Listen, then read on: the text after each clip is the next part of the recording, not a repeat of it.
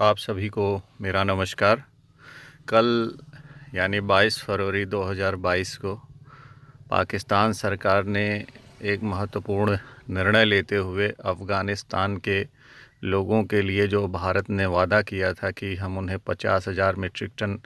गेहूं की आपूर्ति करेंगे ताकि वहां बिलखती हुई और भूख से तड़पती हुई मानवता को बचाया जा सके। उसके उसको पूरा करने के लिए पहली गेहूं की खेप को रवाना कर दिया। यह विडंबना ही है कि अपने आप को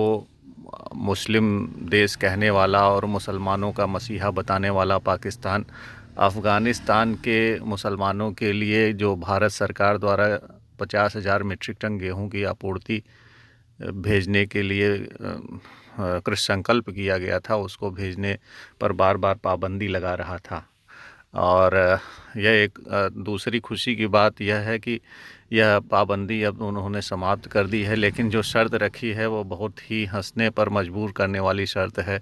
उन्होंने यह आश्वासन तो दिया है कि हाँ, ट्रक तो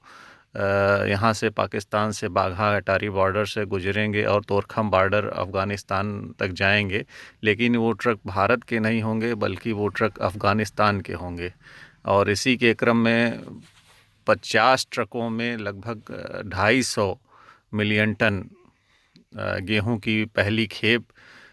कल बाघा अटारी बॉर्डर से रवाना की गई। और इस ट्रक पर सबसे अच्छी देखने वाली, जो मन को सुख देने वाली और शांति सुकून देने वाली बात यह थी कि अफ़गानिस्तान के ट्रक ड्राइवर्स ने उस पर भारत का झंडा लगाया और अफ़गानिस्तान और भारत की जो मित्रता है उसको दीर्घकाल तक जीवित रखने और इसी तरीके से मैत्री भाव को बढ़ाने का उन्होंने नारा भी लगाया। यह एक पाकिस्तान जैसे देश के लिए बड़े ही शर्म की बात है कि वह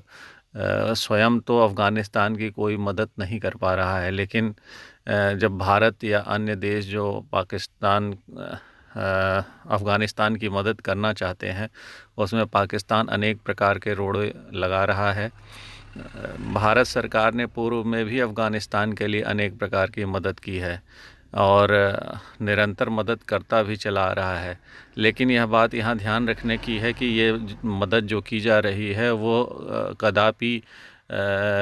तालिबान या तालिबान की सरकार के माध्यम से नहीं होगी, क्योंकि भारत और अफ़गानिस्तान की तालिबान सरकार के बीच कोई भी कूटनीतिक या द्विपक्षीय संबंध नहीं है। यह सीधी मदद अफ़गानिस्तान के 20 मिलियन जनता के लिए है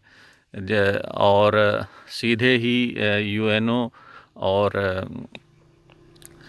हेल्थ ऑर्गेनाइजेशंस के माध्यम से, वर्ल्ड हेल्थ ऑर्गेनाइजेशंस के माध्यम से ही ये मदद पहुंचाई जा रही है। जो भी इसके अतिरिक्त जो भी मेडिकल एड्स हैं, दवाइयां हैं और जो भी लाइफ केयर ड्रग्स हैं, उन सारी वस्तुओं की भी सप्लाई भारत के माध्यम से की जा रही है। अभी 5 लाख कोविड वैक्सीन्स की भी सप्लाई भारत सरकार ने अफ़गानिस्तान को की थी, लेकिन इस रास्ते का इस्तेमाल नहीं किया था। पाकिस्तान स्वयं भी चीनी और गेहूं की खरीद कर रहा है, वो भी विदेशों से, यहाँ तक कि ब्राज़ील से वहाँ चीनी पहुँचाई जा रही है और गेहूं की खरीद वो यूरोपीय देशों से कर रहा है, जबकि भारत लगभग 700 मिलियन टन गेहूं का निर्यात करता है, जो एक बहुत बड़ी उपलब्धि है भारत जैसे देश के लिए, क्योंकि दुनिया में गेहूं का दूसरा सबसे बड़ा उत्पादक देश है भारत। और भारत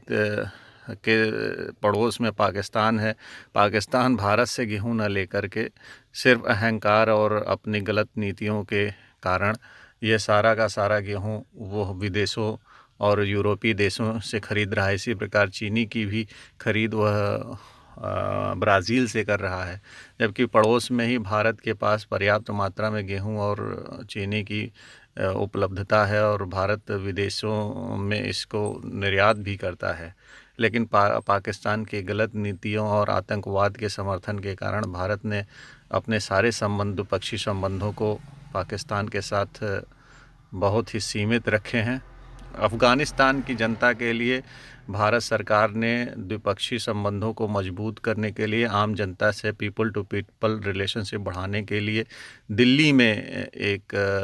कॉन्फ्रेंस, अफ़गानिस्तान की कॉन्फ्रेंस का आयोजन किया था। इस कॉन्फ्रेंस में भारत ने वादा किया था कि वह अफ़गानिस्तान के आम लोगों की भलाई के